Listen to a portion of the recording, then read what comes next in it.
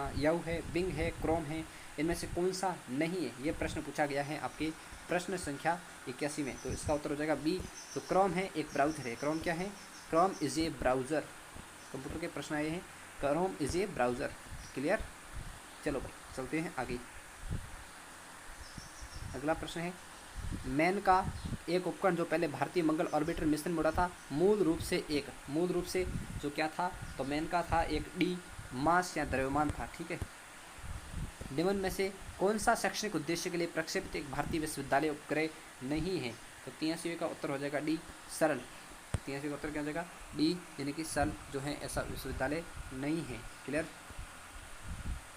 83 हो गया। 84वां प्रश्न देखिए, एक वायरस था जिसका पता पहली बार अर्पानेट पर चला था। तो इसका उत्तर हो जाएगा आपके ए क्रीपर। क्या?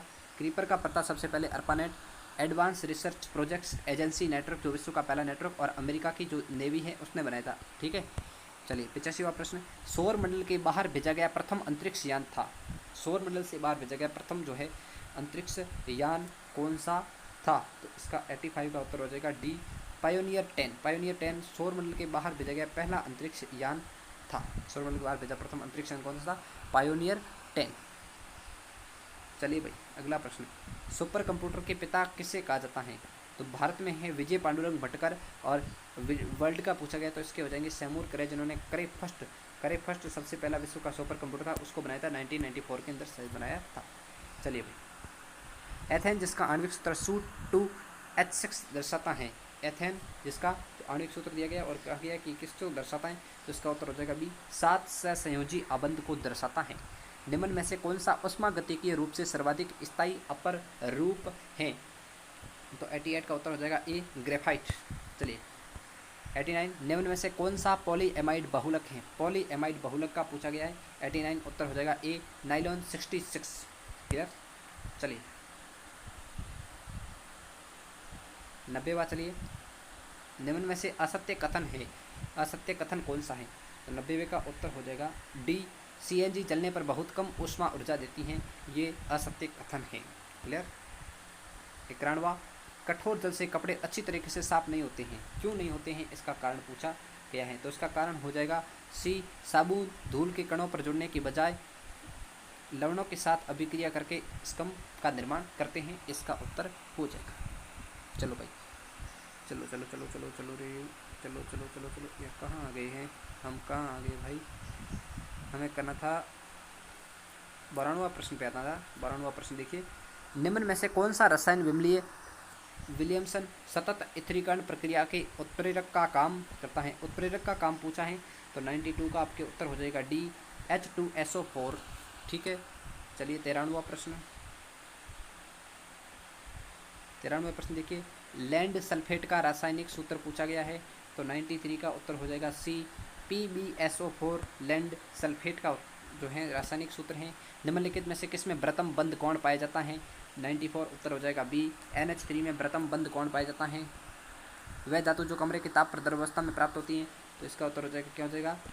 वह धातु जो कमरे के ताप पर द्रव अवस्था में प्राप्त होती हैं। तो 95 का उत्तर हो जाएगा बी मरकरी या पारा।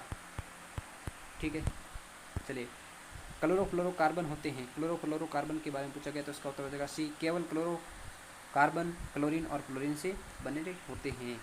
नए पदार्थ का निर्माण होता है, नए पदार्थ का निर्माण जो है कब होता है? तो 97 का उत्तर हो जाएगा ये कोयले के दहन में होता है। ठीक है।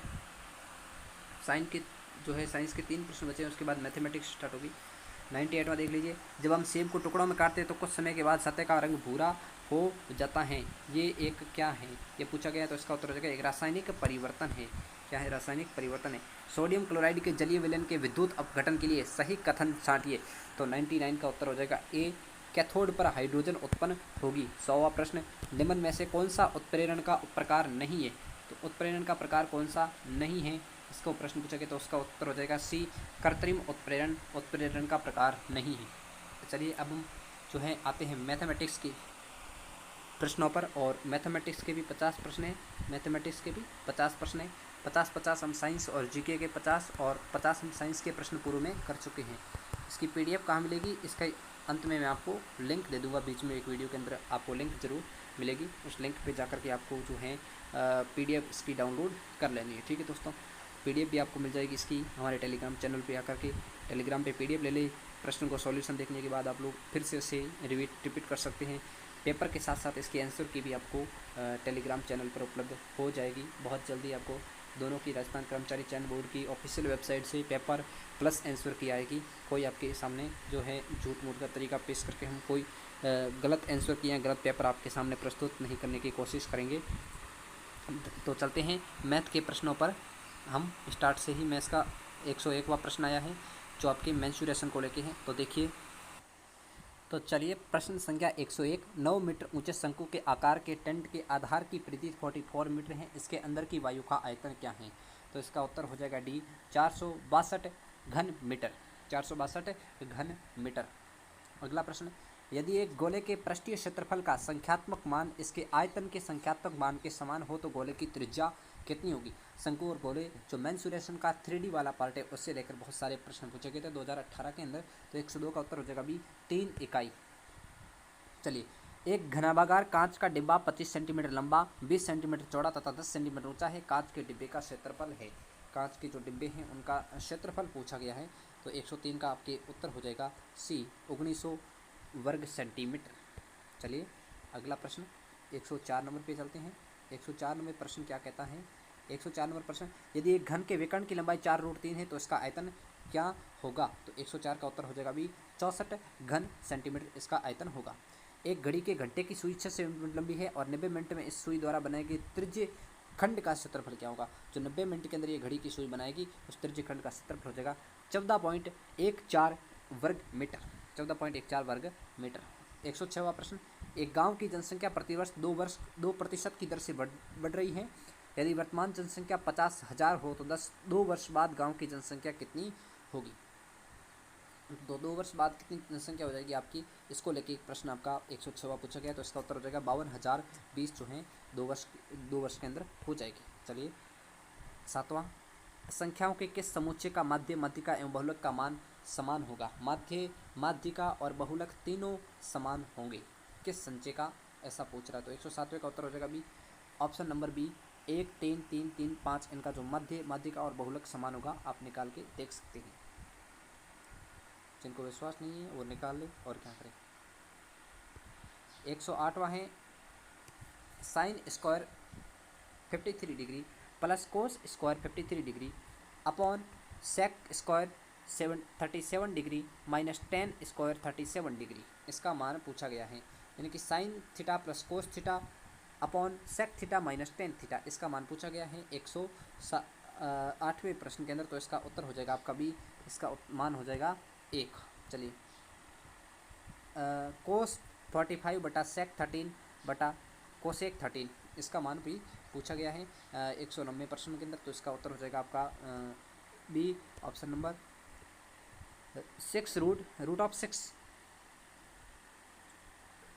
रूट 6 कोष्टक बंद रूट 3 माइनस 1 बटा 8 इसका उत्तर हो जाएगा 190 का। 110वां देखिए, एक जो है ट्रिग्नोमेट्री के भी प्रश्न आए थे आपके यहाँ पे, बहुत सारे आए थे। तो इस बार ट्रिग्नोमेट्री को क्लियर करके जाएं। एक बेलनाकार कैलिडोस्कोप की लंबाई 25 सेंटीमीटर तथा त्रिज्या 3.5 सेंटीमीटर है। कैलिडोस्कोप के वक्र भाग का क्षेत्रफल है, कैलिडोस्कोप है उसके वक्र भाग का जो क्षेत्रफल है वो कितना होगा? तो 110वें प्रश्न का आपका उत्तर हो जाएगा डी 550 वर्ग सेंटीमीटर इसका कैलिडोस्कोप का क्षेत्रफल होगा। चलिए इससे आगे प्रश्न नहीं है, हम इधर चलते हैं 111वें प्रश्न पे। जल्दी चलिए, ए बी सी ने 7/2, 4/3, 6/5 के अनुपात में कुछ धन लगाकर एक व्यापार प्रारंभ किया। 4 माह पश्चात ए ने अपने अंश में 50% की वृद्धि की। यदि 1 वर्ष के अंत में कुल लाभ रुपये 18,900 है तो इसमें सी का भाग कितना होगा? सामान्य रेशो को लेके जो प्रश्न पूछा गया है तो आपके 111 का उत्तर हो जाएगा ए 3150 किसका हिस्सा हो जाएगा? सी का हिस्सा हो जाएगा। चलिए, एक नगर में टैक्सी के निश्चित भाड़े के अतिरिक्त चली गई दूरी पर भाड़ा सम्मिलित किया जाता है। 7 किलोमीटर की दूरी के लिए भाड़ा 27 तथा 5 किमी की दूरी के लिए 21 रुपये हैं। तो प्रति किमी भाड़ा क्या हो जाएगा? प्रति किलोमीटर का भाड़ा क्या हो जाएगा? ये आपसे पूछा गया है। ठीक है, तो चलिए हम इसका आपको प्रति किलोमीटर का भाड़ा बताते हैं। तो 112 में आपका उत्तर हो जाएगा सी ₹3 प्रति किलोमीटर का भाड़ा है। क्या है? ₹3। चलो भाई 112। 113वां देखिए, समीकरण 40/x+y+2/x - y बराबर 5 तथा 25/x+y-3/x - y बराबर 1 को संतुष्ट करने पर x तथा y के मान क्या होंगे। x तथा y के मान इनको संतुष्ट करने के लिए x और y के मान क्या होंगे। तो इस आपके जो हैं प्रश्न संख्या कौन सा है 113, इसका उत्तर हो जाएगा आपका B, option number B, x बराबर 6 y बराबर 4, x बराबर 6 और y बराबर 4। 107वां प्रश्न देखिए, जो आपके है सॉरी 113 तक हो चुके। 114वां देखिए, एक संख्या दे रखी है और पूछा है इसका वर्गमूल क्या होगा। क्या संख्या दे रखी है, इकाई, दशक, सैकड़ा, हज़ार, दस लाख, 10 लाख, करोड़। 1,03,29,000 और 796 का जो है वर्गमूल पूछा है आपसे। तो 114 का आपका उत्तर हो जाएगा ए, 3214 इसका वर्गमूल होगा। आपको विश्वास नहीं है तो गुणा कर सकते हैं, कोई मना नहीं है। 8 एवं 12 के तृतीय अनुपात तथा 4 एवं 9 के मध्य अनुपात का अनुपात है, यानी कि 8 और 12 का तृतीय अनुपात और 4 और 9 का मध्य अनुपात, उनके मध्य क्या अनुपात होगा। तो आपको अलग अलग पहले 8 और 12 का तृतीय अनुपात निकालना है, फिर 4 9 का मध्य अनुपात निकालना है, फिर दो आंसर आते हैं उनके मध्य कितना रेशो बन रहा है वो उत्तर निकालना है। तो इसका उत्तर आपको बताता हूँ, हो जाएगा ए 3:1, 3:1। 116वां प्रश्न, दिए गए दंडारेख को ध्यानपूर्वक अध्ययन करके निम्न प्रश्नों का उत्तर दीजिए। तो है उम्मीदवार और कितने उपस्थित उम्मीदवार थे, उनमें से कितने उत्तीर्ण हुए, इनको लेकर के जो रेशो दर्शाया गया है। और फिर प्रश्न पूछा गया किस संस्था के लिए उपस्थित उम्मीदवार तथा उत्तीर्ण उम्मीदवार की संख्याओं में अंतर अधिकतम है। तो इस ग्राफ को देखने के बाद जो आपका उत्तर क्या आएगा वो उत्तर मैं यहाँ पे सीधा बता रहा हूँ। 116वें का उत्तर हो जाएगा डी, यानी कि जो उत्तर तो ई है लेकिन ऑप्शन नंबर डी में दिया गया है कि ई के अंदर जो है उत्तीर्ण और उपस्थित के मध्य जो अंतर है वो बहुत ज़्यादा है। अब 17वां प्रश्न पे चलती है। 117वां प्रश्न, 117वां प्रश्न देखिए। 117वां, 90 मीटर ऊंची चट्टान के शीर्ष से एक टावर के शीर्ष अवतल के अवगमन कोण क्रमशः 30 डिग्री और 60 डिग्री है। तो टावर की ऊंचाई कितनी है। अवनमन और अवगमन कोण दे रखे हैं। अवनमन कोण तो है शीर्ष और अवनमन दोनों कोण दे रखे हैं। तो इसकी 117वां प्रश्न है, इसका उत्तर आपका हो जाएगा डी। तो इसका कितना हो जाएगा 60 सेंटीमीटर, 60 मीटर हो जाएगा। चलिए, त्रिभुज ABC में यदि 2 कोण A, 3 कोण B, 6 कोण C और कोण A का मान है, तो 3 कोण बराबर है। 2 कोण A बराबर 3 कोण B बराबर 6 कोण C, तो ये तीनों कोण बराबर हैं। तो इस कोण A का मान क्या होगा, ये प्रश्न संख्या 118 में पूछा गया है। तो इसका उत्तर हो जाएगा ए, π/2, π/2 या π/2, ठीक है, π/2। 119वां प्रश्न देखिए, 4 सेमी व्यास की एक रजत गेंद को सोने से ढका जाता है। यदि सोने और रजत का आयतन समान है तो सोने की मोटाई कितनी होगी। तो 2 की घात 1/3 बराबर 1.2595। उत्तर भी दिया गया है साथ में एक आपको सहायता के लिए। तो 119वें का उत्तर हो जाएगा बी, 0.519 सेंटीमीटर। क्लियर। चलिए अगला प्रश्न,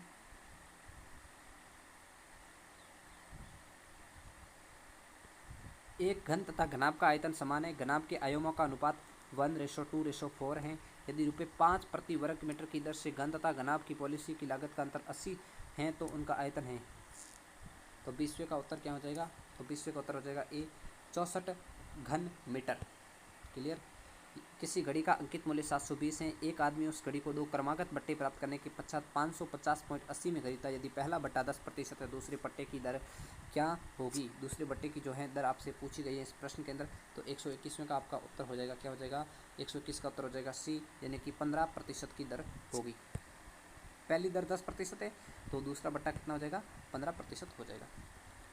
कंपाउंड इंटरेस्ट 25,000 का 10% वार्षिक ब्याज की दर से 2 वर्ष का चक्रवर्ती ब्याज कितना होगा। 25,000 बिल्कुल कंपाउंड इंटरेस्ट का सिंपल प्रश्न पूछा गया है। तो 25,000 का ब्याज कितना हो जाएगा, तो ब्याज हो जाएगा आपका 5250 रुपये।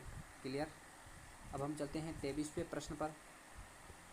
चलो 123वां प्रश्न, एक कुर्सी ₹3,000 में खरीदी गई तथा 100% की हानि से बेची गई कुर्सी का विक्रय मूल्य कितना होगा, यानी कि 94% निकालना 3,000 का। तो 23वें का उत्तर हो जाएगा सी, यानी कि 2820 रुपये में बेची गई। चलिए, एक विद्यालय में 60% विद्यार्थी लड़के हैं तथा विद्यालय में लड़कियों की कुल संख्या 460 है। तो विद्यालय में लड़कों की संख्या कितनी, यानी 40% 460 है तो 60% क्या होगा। तो इसका आपके उत्तर हो जाएगा किसका, जो आपके प्रश्न संख्या है 124, इसका उत्तर हो जाएगा आपके डी, 690 लड़के हैं। लड़कों की संख्या कितनी है 790 और टोटल पूछ ले तो दोनों का योग कर लेना है, आपका उत्तर आ जाएगा 750 प्लस 400 1150 लड़के और लड़कियां हैं। ये 124 हो गया। 125वां देखिए, log 256 का मान क्या है। log 256 का मान पूछा गया है, तो 125 का उत्तर हो जाएगा D 8। पता नहीं कौन से टॉपिक का प्रश्न है। यदि एक वृत्त का क्षेत्रफल 16 सेंटीमीटर स्क्वायर है तब इसकी भुजाओं के मध्य बिंदुओं को क्रम से मिलाने पर बने वृत्त का क्षेत्रफल कितना है। इतना इतना फलाना फलाना जो मान दे रखा और फिर पूछा इस वृत्त का क्षेत्रफल क्या होगा। कौन सा प्रश्न है, 126वां प्रश्न दिया गया है, तो 126वें का उत्तर हो जाएगा ए 8 वर्ग सेंटीमीटर। चलिए 27वां प्रश्न पे चलते हैं।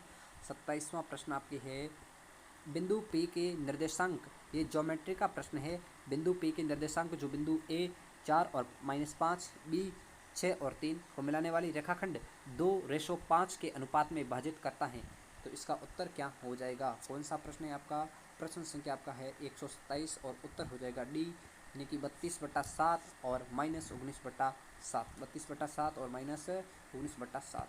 चलिए 128वां देखिए, निम्न में से कौन सा ज्योमितीय निर्देशांक द्वितीय चतुर्थांश में स्थित है। द्वितीयक चतुर्थांश में कौन सा स्थित होगा। द्वितीयक चतुर्थांश कौन सा है, जो ठीक लेफ्ट वाला, लेफ्ट स्टार्ट से लेफ्ट वाले का जो है द्वितीयक चतुर्थांश के अंदर आ जाएगा। ठीक है, तो इसका आपके उत्तर क्या हो जाएगा 128वें का, तो इसका हो जाएगा बी, 128वें का बी हो जाएगा। ठीक है, चलिए अगला प्रश्न देखिए, किसी दिए गए त्रिभुज की सभी भुजाओं के मध्य बिंदुओं को मिलाने पर प्राप्त चारों त्रिभुज सर्वासंग होंगे। दिए गए त्रिभुज कौन सा है, तो ये आपका जो है प्रश्न डिलीट किया गया है। प्रश्न क्या किया गया है, डिलीट किया गया है।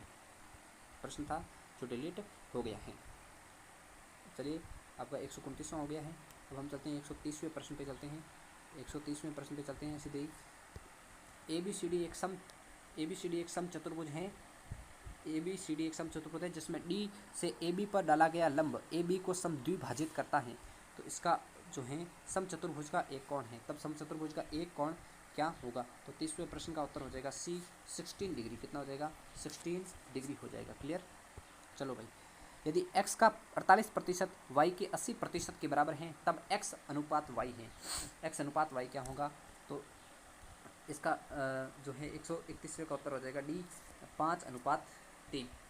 चलिए 32वां प्रश्न, बेटे और पिता की आयु का अनुपात 1:13 है। यदि 10 वर्षों के बाद अनुपात 1:3 हो जाते तो बेटे की वर्तमान आयु क्या है, तो 132वें का उत्तर हो जाएगा ए, तो बेटा वर्तमान अनुपात कितनी है 2 वर्ष है, आयु वर्तमान कितनी है 2। 133वां देखिए, फैक्टर्स का प्रश्न है कि 1 - 3x² + 3x⁴ -x6 के गुणनखंड है, इनके गुणनखंड पूछा है। Factors of there are, factors क्या है, तो इसका आपके जो उत्तर हैं वो क्या हो जाएगा 133वें प्रश्न का उत्तर हो जाएगा 133 का उत्तर हो जाएगा बी 1 - x⁻3 1 + x⁻3। ठीक है, ये 1 - x⁻3 1 + x⁻3 ये आपका उत्तर हो जाएगा 133 का। चलिए 34 प्रश्न देखिए। 34 प्रश्न क्या है, 105 × 105 × 105 का जो मान है वो क्या होगा। जो 105 की 3 बार लगातार गुणा करने के बाद पूछा है कि इसका जो है घन पूछा गया 105 का, तो 105 का जो आपके घन होगा वो क्या होगा सी होगा, क्या होगा 11,57,725 इसका मान हो जाएगा। 135वां देखिए, निम्नलिखित तालिका में एक देश की आबादी के दशकगत आंकड़े दिए गए हैं। ये आबादी आपको दिख रही है और दशकगत आंकड़े 1951 में इतने थे, 61 में इतने थे, 71 में इतने, 81 में इतने और 2011 तक के आंकड़े दिए गए। अब कहाँ है आबादी की औसत दशक वृद्धि दरें, औसत जो वृद्धि दर पूछी है वो कितनी है, तो इसका आपके उत्तर क्या हो जाएगा, तो प्रश्न संख्या 136, प्रश्न संख्या 135 का उत्तर हो जाएगा डी, तो औसत वृद्धि दर हो जाएगी 9.82%, 9.82% या 9.82%। 36वां देखिए, 2.2 घन डेसीमीटर तांबे की 0.5 सेंटीमीटर व्यास के एक बेलनाकार तार में खींचा जाता है तब तार की लंबाई कितनी होगी। तार की लंबाई आपको पूछी गई, तो इसका उत्तर हो जाएगा डी 112 मीटर। कितनी हो जाएगी 112 मीटर हो जाएगी। क्लियर। चलिए 137वें प्रश्न पे चलते हैं। सीधे ही 137वें प्रश्न पे चलते हैं। एक शंक्वाकार टेंट का आयतन 1232 घन मीटर तथा इसके आधार का क्षेत्रफल 154 वर्ग मीटर है, तो इसका वक्र पृष्ठीय क्षेत्रफल कितना होगा, तो इसका वक्र पृष्ठीय क्षेत्रफल होगा 550 वर्ग मीटर। चलिए, एक ढक्कन वाली घनाकार पानी की टंकी का प्रत्येक बाहरी किनारा 180 सेंटीमीटर लंबा है टंकी की बाहरी सतह को तली को छोड़ते हुए ढक्कन के लिए 30 सेंटीमीटर की भुजा वाली वर्गाकार टाइलों की जो संख्या है वो कितनी होगी? तो 138वें का आपका उत्तर हो जाएगा सी, यानी कि 180 होगा। कितना होगा? 180। यदि किसी वृत्त की त्रिज्या में 6% की वृद्धि हो तो वृत्त के क्षेत्रफल में वृद्धि होगी। त्रिज्या में 6%, तो वृत्त की जो है क्षेत्रफल उसमें कितना जो है आपकी वृद्धि होगा वो आपको पूछा गया। तो इसका उत्तर हो जाएगा ऑब्वियसली बी, 12.36% वृद्धि होगी। ठीक है, अब अगला प्रश्न आपके इधर चलते हैं, इधर आते हैं, इधर आओ भाई, इधर आओ, इधर आओ, इधर आओ, इधर आओ, अभी तक इधर आओ। यदि एक आयत की प्रत्येक भुजा में 20% की वृद्धि हो तब आयत के क्षेत्रफल में कितनी वृद्धि होगी? तो कितनी वृद्धि होगी? तो 44% हो जाएगी। 144 का क्या, 140 का हो जाएगा आपका डी हो जाएगा, क्या 40 का डी हो जाएगा। चलिए, एक समकोण त्रिभुज की 3 भुजाएं यदि समांतर श्रेणी में हो तो भुजाएं हैं। समांतर श्रेणी में हो समकोण त्रिभुज की 3 भुजाएं, तो वो क्या हो सकती हैं? समांतर श्रेणी के अंदर हो क्या सकती है? वो भी समकोण त्रिभुज के अंदर। तो इसका उत्तर क्या हो जाएगा? 141 का सी हो जाएगा, क्योंकि वो एक ट्रिपलेट भी बनाती है। तो ट्रिपलेट 1 3 4 5 का ही बनता है, बाकी किसी का नहीं बनता है। x+5/2, x-5/3 और बराबर 25/6। तो इस समीकरण का हल क्या होगा? समीकरण का हल हो जाएगा आपके, क्या हो जाएगा? 142वें का जो हल होगा वो होगा डी, x बराबर 4, x बराबर 4। क्लियर? चलो, 5005 के अभाज्य गुणनखंड हैं। 5005 के अभाज्य गुणनखंड क्या क्या हैं? अभाज्य गुणनखंड पूछा गया है, तो सीधी सी बात है कि जो 3 वाला तो गलत ही होगा, 3 का तो सिंपल बता रही। इसके बाद आपके जो हैं 11 वाला सी हो सकता है। तो 143 का आपका उत्तर देखा जाए तो उत्तर आ जाएगा डी, 5 7 11 13, तीनों चारों के इसके अंदर भाग जाएंगे, अभाज्य गुणनखंड हो जाएंगे। ठीक है, 44 देखिए, 704 969 का घनमूल कितना होगा? तो घनमूल कितना हो जाएगा आपका 144 का? 144 का उत्तर हो जाएगा सी, यानी कि 89 का घनमूल है। ठीक है, चलिए 45वें पर चलते हैं। संख्या 3589 का वर्ग क्या है? 3589 का जो है वर्ग पूछा है, तो 145 का क्या वर्ग हो जाएगा? सी, 128 80 921 है आपका, इतनी बड़ी संख्या है जिसका वर्ग है। ठीक है, एक वृत्त के व्यास के अंतिम बिंदुओं की निर्देशांक 7 -1 हैं और 5 और 3 है, तो इसका केंद्र तथा त्रिज्या है। तो 146वें का जो आपके उत्तर हो जाएगा वो है ए, यानी कि 6 और 1 निर्देशांक होगा √5 और 1 होगा 61। ठीक है, चलिए भाई 47वां प्रश्न देखिए। PQRS एक सब लंब चतुर्भुज है, जहाँ PQ समांतर RS, U तथा V असमांतर भुजाओं PS तथा QR पर दो बिंदु इस प्रकार हैं कि UV समांतर हैं PQ के, तब क्या होगा? तब तो इसका उत्तर हो जाएगा भाई, क्या हो जाएगा इसका उत्तर? तो इसका उत्तर दिया गया है 47 का, वो है सी, यानी कि SU/RV बराबर UP/VQ। क्लियर? चलिए अब हम चलते हैं 48वें प्रश्न पे। किस पे? 48वें प्रश्न पे चलते हैं। 48वें प्रश्न पे चलते हैं। In the given figure if कोण AOC प्लस कोण BOD बराबर 85 degree then the value of कोण COD, यानी कि AOC और कोण जो BOD है उनका मान 85 डिग्री है, तो कोण COD का मान कितना होगा? तो इसका आपके 48वें का उत्तर हो जाएगा ए, यानी कि आपका 95 डिग्री। कितना हो जाएगा? 95 डिग्री हो जाएगा आपका। क्लियर? चलते हैं 149वें पर। एक वस्तु का विक्रय मूल्य रुपये 1840 तथा बट्टा 8% देय है, तो वस्तु का अंकित मूल्य क्या होगा? तो 149 का उत्तर हो जाएगा ए, 2000 रुपये। अगला प्रश्न, रुपये 1650 पर 4% वार्षिक दर से साधारण ब्याज समान दर से रुपये 1800 पर संगणित ब्याज से रुपये 30 कम है, तो उधार दिए गए धन की समयावधि क्या होगी? तो लास्ट प्रश्न का उत्तर हो जाएगा सी, यानी कि 50 वर्ष। तो दोस्तों ये थे कुल मिला के हमारे LDC भर्ती जो थी 2018 16/9/2018 का पेपर सॉल्यूशन था, और इस पेपर सॉल्यूशन में आपने देख लिए 150 प्रश्न हमने सॉल्व कराए हैं। अगले पेपर में हम जो हैं लैंग्वेज वाला पेपर था, हिंदी के 75 और 75 लैंग्वेज इंग्लिश के प्रश्न थे, जनरल लैंग्वेज के प्रश्न नहीं थे, कोई ज़्यादा डिफिकल्ट नहीं थे, तो वो कल हम सॉल्यूशन करवाएंगे, तो आप लोग देख लेना। तो आज के लिए इतना ही, मिलते हैं नेक्स्ट वीडियो में। वीडियो को लाइक शेयर सब्सक्राइब करें और चैनल को जो सब्सक्राइब करके अपने दोस्तों को शेयर करें। इसकी PDF की लिंक जो है मैं आपको टेलीग्राम चैनल की लिंक दूंगा, उसके अंदर जाके आप PDF प्राप्त कर सकते हैं। तो और अंत में आपके जो है आंसर की भी मैं आपके जोड़ दूंगा।